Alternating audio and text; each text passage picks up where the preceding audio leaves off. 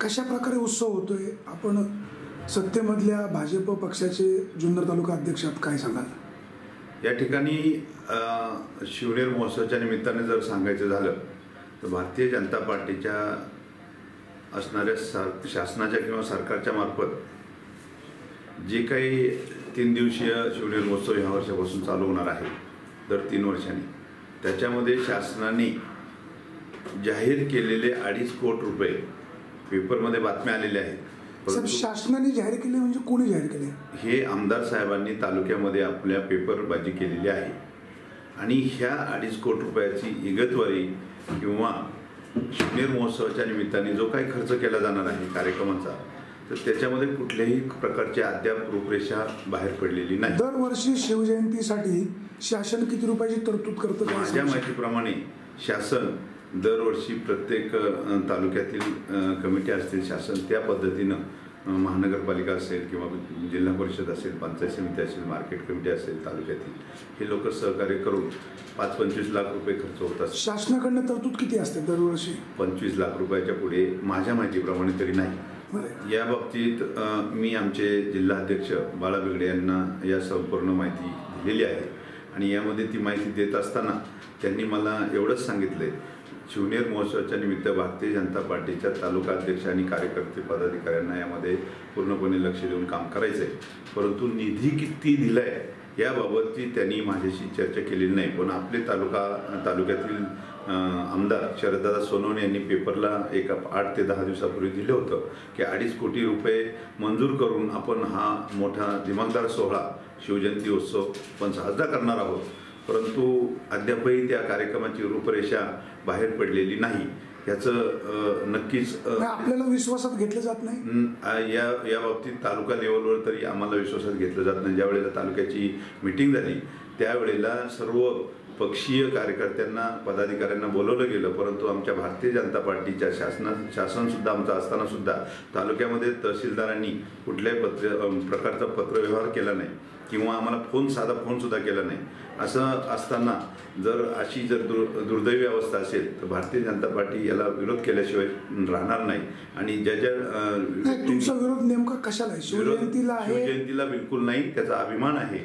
शिवनेर महोत्सव आपल्या तालुक्यामध्ये होतो याचा अभिमान नक्कीच भारतीय जनता पार्टीला किंवा सर्व जनतेला आहे, परंतु तो होत असताना त्याचे खरं सत्य बाहेर पडलं पाहिजे. सत्य म्हणजे काय? सत्य म्हणजे आर्थिक जे नियोजन आहे त्या आर्थिक नियोजनामध्ये 2.5 कोटी रुपये शासनाकडनं मंजूर झालेले नाहीत असं आपल्याला म्हणायचंय. असं आमदार या नात्याने आमदारांनी जे जाहीर केलंय, मला याबाबत आता तरी स्टेटमेंट करायचं नाहीये. तुम्हाला शंका आहे? शंका नक्कीच आहे, परंतु या बाबतीत मी नक्कीच आता स्टेटमेंट करणार नाही. परंतु कार्यक्रमाची रूपरेषा पाहून त्याच्यावर मी तुम्हाला शिवजयंती महोत्सव कशा पद्धतीनं साजरा व्हायला हवा आपल्याला काय वाटतं? शिवजयंती महोत्सव हा शिवाजी महाराजांच्या किंवा आपल्या मावळे जे जुन्नर तालुक्यातील जी जनता आहे, मावळी जनता आहे, या जनतेच्या म्हणण्यानुसार हा साजरा व्हायला पाहिजे. त्या शिवजयंतीच्या महोत्सवाच्या निमित्त रात्रीचे आपण जे काही मनोरंजनाचे कार्यक्रम ठेवणार आहोत, तर त्याच्यामध्ये लावण्यांचा कार्यक्रम असेल किंवा नटनट्यांचा कार्यक्रम त्यांना आमंत्रित करून कार्यक्रम पब्लिक गोळा करणं, हा मर्दांगीचा कार्यक्रम नक्कीच नाही. असे कार्यक्रम नसले, त्यांना फाटा दिला तर बरं होईल असं माझं मत आहे. परंतु या ठिकाणी सर्वस्वी एक अशा प्रकारचा सल्ला जुन्नरचे आमदार शरददादा सोनवणे यांना का देत नाही? शरददादा सोनवणे या बाबतीत माझा त्यांचा कधीही कॉन्टॅक्ट होत नाही, कारण भारतीय जनता पार्टी ही शासन म्हणून आज महाराष्ट्रामध्ये काम करते.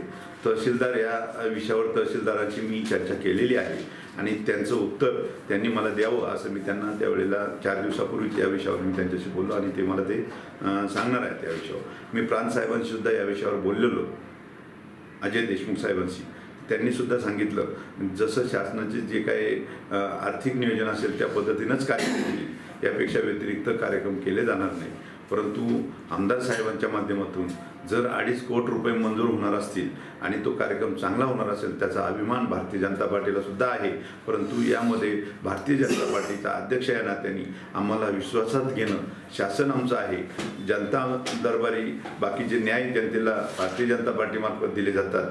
आज महाराष्ट्रामध्ये सत्ता विश्वासात घेत नाहीत हे तितकंच सत्य आहे आणि याबाबत मी तहसीलदारांकडे तक्रार पण केलेली आहे आणि त्या तक्रारीचं निवारण त्यांनी चुकीच्या पद्धतीनं मला सांगितलेलं आहे. काय म्हणाले तहसीलदार? यापुढील काळामध्ये मी या पद्धतीची माझ्याकडून चूक होणार नाही. मी सर्वपक्षीय, मला काही कोणाचं हे नाही आहे, मी शासन अधिकारी आहे. मी सर्वांना या पुढच्या कार्यक्रमामध्ये तुम्हाला सहभागी करून नक्कीच घेईन. या पद्धतीचं उत्तर दिल्यानंतर थोडं आम्ही शांत होऊन समजून घेतलं आणि पुढील कार्यक्रमासाठी त्यांनी आम्हाला आमंत्रित या ठिकाणी करायचं आश्वासन दिलं. राज्यामध्ये आणि केंद्रामध्ये भाजपचं सरकार आहे. हो. राज्यातील भाजपच्या सरकारला अप्रत्यक्षपणे जुन्नरचे आमदार शरददादा सोनवणे यांचा पाठिंबा आहे. असं असतानाही जुन्नर तालुक्यामध्ये जी विकासाची कामं होतात या संदर्भामध्ये तुम्हाला विश्वासात घेतलं जात नाही. मागच्या वर्षी बापट साहेबांनी 25 कोटी रुपये जुन्नर तालुक्याला दिले. त्यामधील कामं आली, काही चालू झाली, काही चालू आहेत, काही आता ट्रेडिंगला आहेत आणि ती चालू होणार आहेत. त्याच्यामध्ये कुठल्याही प्रकारची शंका नाही. परंतु आमदार साहेबांनी विधानसभेमध्ये जाऊन आपल्या तालुक्यातील कामांचा उहापोह केल्यानंतर त्यांना ती मंजूर होतात. याचं कारण असं आहे की आमच्या भारतीय जनता पार्टीच्या माध्यमातून मी तुमचाच आहे असं सांगून या ठिकाणी ही कामं मंजूर होत आहेत. परंतु ती होत असताना तालुक्यामध्ये जे काम होतंय ते भारतीय जनता पार्टीला कुठल्याही पद्धतीनं विश्वासात न घेता केलं जाते. त्यामुळे आम्हाला पक्षवाढीसाठी जे काम करायचं आहे त्याच्यामध्ये नक्कीच अडचणी येतात आणि हे वारंवार आम्ही पत्रव्यवहार संबंधित पालकमंत्री असो, आमचे मुख्यमंत्री साहेब असो, यांना सर्वांना त्या पद्धतीची कल्पना आम्ही दिलेली आहे आणि अजूनही देत आहोत. जुन्नर तालुक्यातील रस्त्यांची अवस्था अतिशय वाईट आहे. असं असतानाही जुन्नर तालुक्यातील रस्ते लवकरच सगळे होणार, सगळे कामं सुरू होणार, अशा प्रकारची चांगले रस्ते होणार असं आमदार सांगतायत. मात्र जुन्नर तालुक्यातील रस्त्यांची परिस्थिती अतिशय बिकट आहे. आपण काय सांगाल? जुन्नर तालुक्यातील रस्त्यांची परिस्थिती बिकट आहे या मताशी मी सहमत आहे. मध्यंतरीच्या काळामध्ये अष्टविनायकच्या माध्यमातून आपल्या तालुक्यामध्ये जे काही रस्ते होणार आहेत 165 कोटी, तर हे सेंट्रल गव्हर्नमेंटचे पैसे आहेत. ह्याच्यामध्ये तसं जर पाहिलं, आमदार या पद्धतीनं मागणी करू शकतात, परंतु पैसे हे नितीन गडकरी साहेब देत आहेत. जी कामं अष्टविनायक असो किंवा आपल्या भीमाशंकर या माध्यमातून जी सेंट्रल गव्हर्नमेंटची कामं आहेत ही आमदार साहेबांनी आणली असे दाखवून या ठिकाणी माझ्या माहितीप्रमाणे जुन्नर तालुक्यात जी कामं होतात ती जनतेच्या फायद्याचीच आहे, ती झालीच पाहिजे. आमदारांना त्यांचं कर्तव्य आहे. परंतु शासन दरबारी जर पाहिलं तर भारतीय जनता पार्टीच्या माध्यमातून ही कामं येतात आणि हे भारतीय जनता पार्टीमार्फत होत आहेत याचं सुद्धा त्यांनी अवलोकन करून जनतेमध्ये सांगितलं पाहिजे. ज्या वेळेला सत्ताधारी पक्ष असतो तर त्याचा विचार करूनच या ठिकाणी निधी दिला जातो आणि दिला जातो तो जनतेच्या फायद्यासाठीच आहे. त्याच्याबद्दल आमचं कुठलंही दुमत नाही. हे काम करत असताना भारतीय जनता पार्टीला सुद्धा विश्वासात घेऊन ते काम केलं पाहिजे, एवढंच आमचं या ठिकाणी म्हणणं आहे. वरच्या लेवलवर जर तुम्ही CM किंवा पालकमंत्री यांच्याशी चांगल्या पद्धतीने राहत असाल, त्याच पद्धतीचं जुन्नर तालुक्यामध्ये सुद्धा तुम्ही वातावरण भारतीय जनता पार्टीच्या माध्यमातून ठेवलं पाहिजे, असंच आमचं एवढंच या निमित्ताने म्हणणं आहे. गोलब साहेब, तुमचा पक्ष भाजप, आमदार शरददादा सोनवणे यांचा पक्ष मनसे, तुम्हाला विश्वासात त्यांनी घ्यायचा प्रश्न कुठे येतो? असं जरी तुम्ही म्हणत असाल तर तालुक्यामध्ये सगळीकडे चर्चा आहे. आमदार साहेबांना नाही म्हटलं तरी पालकमंत्री आणि CM साहेब जे काही वरच्या लेवलवर भारतीय जनता पार्टीच्या माध्यमातून त्यांना जे कामं लागतात किंवा त्यांना जे काही मागणी आहे ती CMच्या माध्यमातून पूर्ण केली जाते आणि ती करत असताना शरद सोनवणे साहेब सगळ्यांच्या विश्वासाला पात्र ठरून त्या ठिकाणी ते काम करतात म्हणून ते आमच्या बरोबर आहे. मग तिथं ते विश्वासाला पात्र आणि इथं विश्वासाला अपात्र असं दिसतंय आणि ह्या बाबतची तक्रार आमच्या जुन्नर तालुक्याच्या बाबतीत तर मी माझ्या पद्धतीने आमदार सर, मग जुन्नरचे आमदार जर तुम्हाला विश्वासात घेत नसतील तर मग तुम्ही तुमच्या वरिष्ठांकडे किंवा पालकमंत्र्यांकडे तक्रार का करत नाही? तक्रारी करण्यापेक्षा आम्ही तोंडी सगळ्या विषय त्यांच्याशी बोललेलो आहोत. तोंडी तक्रार केलेली आहे? हो, तोंडी बोललेलो आहोत आणि त्यामध्ये आम्हाला त्याचं उत्तर ह्या वर्षाला मी भारतीय जनता पार्टीच्या मार्फत आपल्या तालुक्यासाठी 4,54,00,000 रुपयाचं काम पालकमंत्र्यांच्या मार्फत आपल्याला आलेलं आहे. माझ्याकडं त्याचा सगळा पुरावा आहे आणि मी तो तुम्हाला देऊ शकतो. सर, मला 4-2 कामांची नावं सांगू शकाल? नक्की सांगा. तर या ठिकाणी ओतूरमध्ये आपला 222 जुना जो नंबर होता तो आता 61 नंबर झालेला आहे, बरोबर ना? National highway.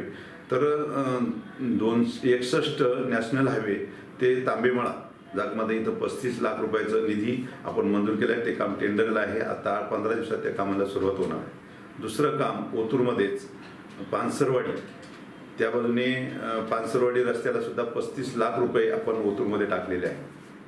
त्या ठिकाणी राजुरीला जवळजवळ एक साखो पूल आहे 30 लाखाचा, पालकमंत्र्यांच्या मार्फत आणलेला आहे. त्याचप्रमाणे लढई रस्ता आहे राजुरीमध्ये, त्याला सुद्धा 35 लाख रुपये आपण टाकलेले आहे. ह्या कामाची सर्व लिस्ट माझ्याकडे आहे. त्याचप्रमाणे निमगाव सावा म्हणजे औरंगपूर भागडे रस्ता, ह्या रस्त्याला सुद्धा शिफारस मी स्वतः केलेली आहे पालकमंत्र्याकडे. त्या रस्त्याला सुद्धा 35 लाख रुपये या ठिकाणी टाकलेले आहे. आमच्या भारतीय जनता पार्टी जुन्नर तालुक्याच्या वतीनं जेवढे प्रस्ताव मी पाठवले त्यापैकी कमीत कमी 4,54,00,000ची कामं, त्याची लिस्ट माझ्याकडे आहे आणि ती वरून पालकमंत्र्यांनी मला ती पाठवलेली आहे.